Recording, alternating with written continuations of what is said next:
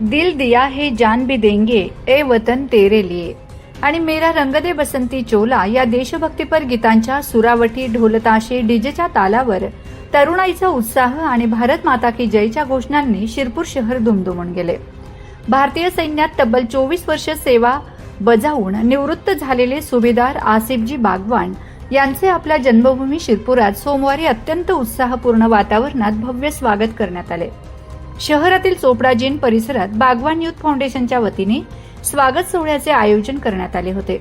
सजविलेल्या वाहनातून सुभेदार आसिफ बागवान यांची शहरातून मिरवणूक काढण्यात आली। मार्गभर सर्वधर्मीय नागरिकांनी मोठ्या संख्येने उपस्थित राहून पुष्पगुच्छ, शॉल आणि हार अर्पण करून त्यांचा सन्मान केला। नागरिकांनी त्यांच्या देशसेवेबद्दल कृतज्ञता व्यक्त करत जोरदार स्वागत केले। महाराजा कॉम्प्लेक्स परिसरात बोहरी समाजाच्या वतीनेही त्यांचे उत्स्फूर्त स्वागत करून सन्मान करण्यात आला।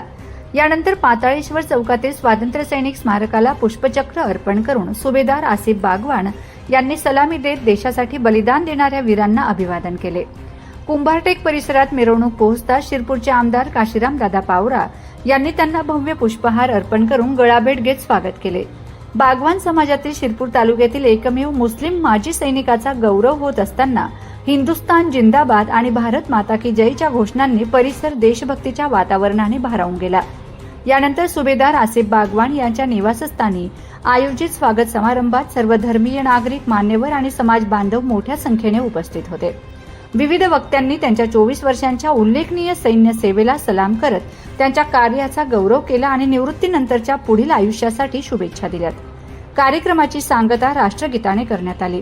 सूत्रसंचालन मुन्ना सर यांनी आपल्या वैशिष्ट्यपूर्ण शेरो शायरीच्या शैलीत करून संपूर्ण कार्यक्रमात रंगत आणली। माझा खानदेश न्यूज ब्युरो शिरपूर। ज्यांनी देशसेवेसाठी 24 वर्ष आपल्या जीवनातील घालवलीत आणि देशसेवेसाठी सीमेवर गेलेत, त्याच आसिफ भाई यांच्या आज शिरपूरला त्यांचं पदार्पण होत आहे।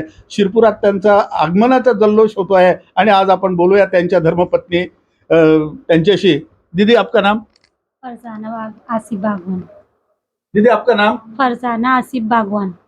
आज तो बहुत खुशी का दिन है, हमारे भैया साहब शिरपुर में पधार रहे हैं, कैसा लग रहा है आपको? खुशी हो रही, बहुत खुश हो रही हूँ। कितने साल आपने उनके दूरी बगैर बिताए? 18 साल। 18 साल। कैसा था उस टाइम आपके लिए?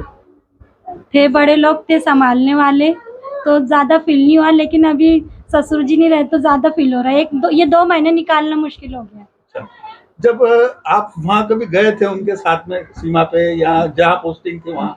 हाँ, गए थे, बहुत खुश थे। बहुत खुश थे। देश सेवा में आपके हस्बैंड ने 24 साल बिता है, क्या कहेंगे उनके बारे में आप? मतलब वो I am proud of you, बस इतना ही कहूँगी। अभी आपकी जो बची जिंदगी है आप उनके साथ में आज बिताएंगे, आनंद से बिताएंगे, यही सी शुभकामना के साथ राजेंद्र यादव, माझा खानदेश, शिरपुर। और ढेर सारा लोगों ने प्यार दिया, शिरपुर शहरवासियों ने, सर्व धर्म के लोगों ने, जो भी हिंदू मुस्लिम सब थे, उन्होंने आज अपनी एकता की मिसाल दी और एक सैनिक को इतना बड़ा सम्मान दिया। इसका तो खुशी तो बोल सकता हूँ, उसके साथ साथ एक फ़ख्र भी होगा अपने शहर पे और अपने गांव पे कि जो लोग आज भी एक सैनिक को इतने मान सम्मान से रखते हैं। 24 साल पहले ये जज्बा आपने कहाँ से पाया? ये जज्बा 24 साल पहले मैं थानलेर का एक रहवासी हूँ, जिससे क्या हमारे जो दोस्त थे और साथ ही साथ हमारे माता पिता थे, एक व्यापारी फैमिली का होने के नाते हमें व्यापार सिखाया जाता है, लेकिन कई हालात, आसपास के लोगों के इन्वॉल्वमेंट, तो एक जज्बा पहले ही आ गए थे कि नहीं अब कुछ बनना है और बनना ऐसा है कि देश के काम हो। इसीलिए वो जज्बे के साथ फौज को चूज़ किया और फौज में भर्ती हुआ। कई साल तो आज तो डिजिटल युग है, आज सब संपर्क कर सकते हैं, यानी पल भर में संपर्क होता है।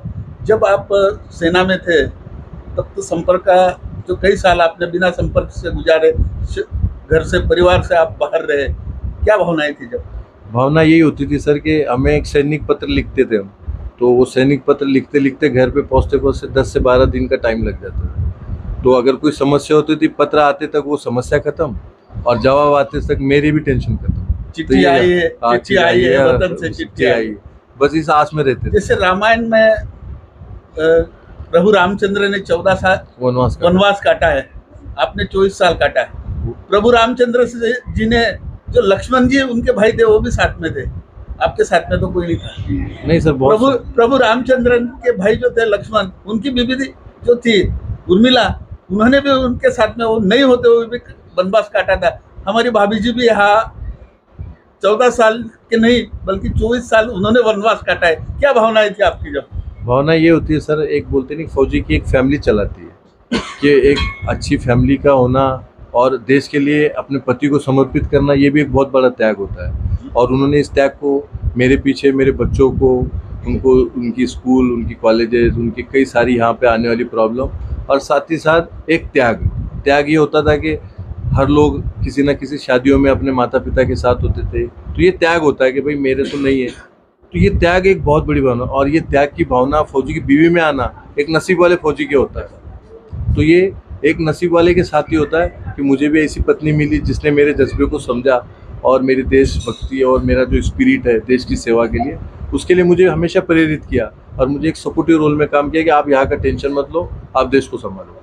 तो एक जब आप ये जुलूस का यानी आपके स्वागत का आनंद ले रहे थे, जब मैं यहाँ भाभी से बात कर रहा था, उन्होंने जिक्र किया कि वो तो फौज में थे पर मेरे साथ में मेरे ससुर थे, आज वो नहीं है। उस बात का मेरे को बहुत दुख है। क्या भावना है आपकी? भावना यही कि हमारे पिता, आज फख्र हो गया कि हमारे पिताजी ने मेरे बाद में मेरे परिवार को, मुझे तो तैयार किया ही किया, साथ साथ मेरी फैमिली को, जो मेरी वाइफ है, मेरे बच्चों को भी तैयार किया कि नहीं, ऐसा नहीं है, अगर वो नहीं हुआ तो मैं तो कोई हूँ। और आज के दौर में एक ससुर ने अपनी आजकल बहू और उसको संभालना और उसको एक अपने बच्ची की तरह पालना, आज फख्र सा महसूस हो रहा है कि हमारे पिताजी ने कहीं ना कहीं एक बहुत अच्छा संस्कार देके गए।